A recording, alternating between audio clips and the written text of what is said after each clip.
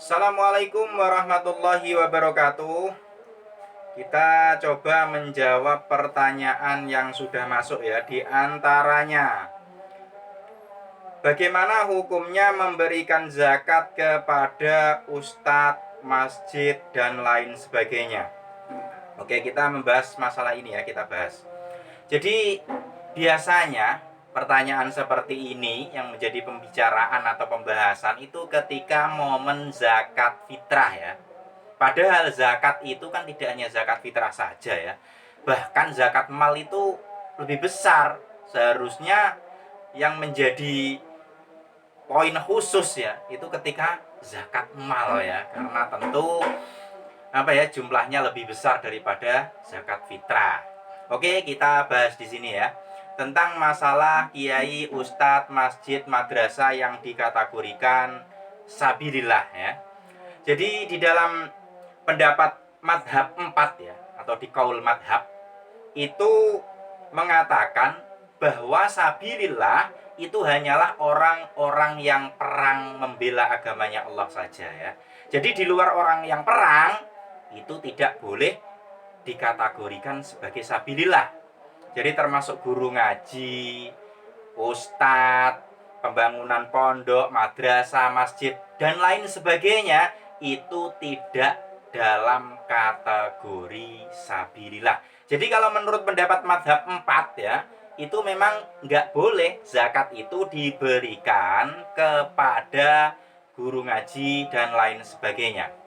Namun di luar madhab, yaitu di kalangan ulama mutaakhirin, itu ada yang memperbolehkan, yaitu mengkategorikan sabilillah itu diluaskan sampai sabilul khair, itu juga termasuk dalam kategori sabilillah, yaitu setiap sesuatu yang berjalan dalam kebaikan agama, misal guru ngaji, ustadz, pembangunan pondok, pembangunan madrasah, pembangunan masjid, ini diikutkan.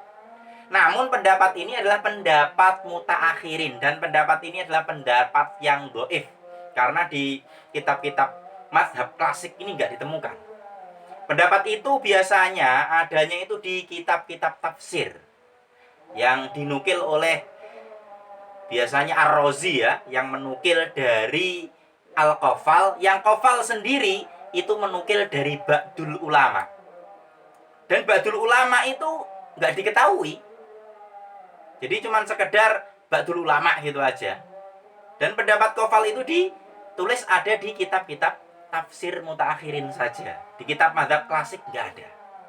Jadi kalau menurut mazhab jelas ya, tidak boleh memberikan zakat kepada ustadz, guru ngaji, dan lain sebagainya. Tapi kalau pendapat mutaakhirin tadi di luar mazhab 4, itu ada yang memperbolehkan. Tapi ya, dalam pendapat atau keputusan muktamar yang awal-awal dulu itu sudah menegaskan tidak boleh memakai kaulnya Qafal yang memasukkan guru ngaji dan lain sebagainya sebagai sabilillah. Karena pendapat itu adalah pendapat dhaif yang cenderung di luar mazhab 4 ya. Jadi di situ sudah ditegaskan. Namun pernah dibahas lagi karena banyaknya polemik ya tentang masalah ini, dibahas lagi di muktamar di LBM NU Jawa Timur ya. Itu pernah dibahas juga. Nah, di situ itu banyak pendapat-pendapat yang dicari secara detail ya. Tapi ternyata masalah ikhtilafiyah sabilil khair diikutan sabilillah itu adalah pembahasan pembagian zakat mal, bukan zakat fitrah. Jadi kalau zakat mal itu boleh kalau mengikuti qaul Qafal, karena qaul Qafal sendiri itu ketika membahas zakat mal, bukan zakat fitrah. Nah, ini di luar mazhab ya, dalam pembahasan di LBM NU Jawa Timur.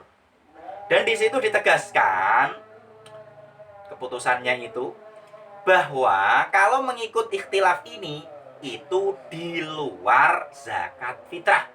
Untuk berhati-hatinya zakat fitrah tetap harus diprioritaskan kepada fuqara dan masakin dan asnaf yang lain tentunya ya, yang dalam kategori asli, tidak mengikutkan sabilil khair tadi ya.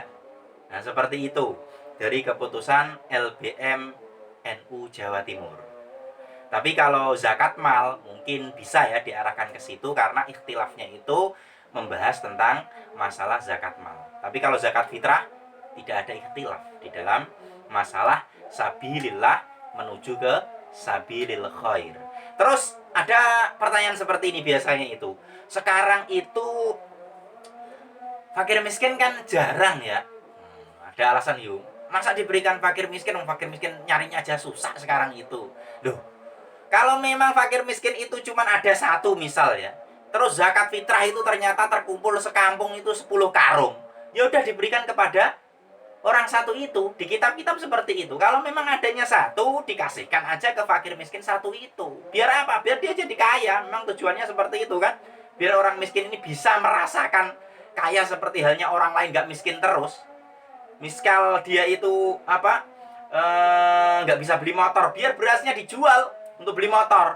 Nggak punya kulkas, biar dijual untuk beli kulkas. Misal dimakan nggak habis kan gitu. Biar dia bisa merasakan seperti halnya orang-orang kaya merasakan punya harta yang lebih kan gitu kan. Ben orang rasa no miskin terus, istilahnya seperti itu. Jadi sudah jelas ya untuk masalah ini. Jadi kalau memang zakat fitrah itu tetap diprioritaskan untuk fakir miskin saja. Kalau fakirnya satu ya udah kasihkan ke orang itu saja. Memang di kitabnya seperti itu. Kalau seumpama ada satu orang ya semuanya dikasihkan ke orang itu aja. Oke? Dah cukup jelas. Wallahu a'lam bishawab. Assalamualaikum warahmatullahi wabarakatuh.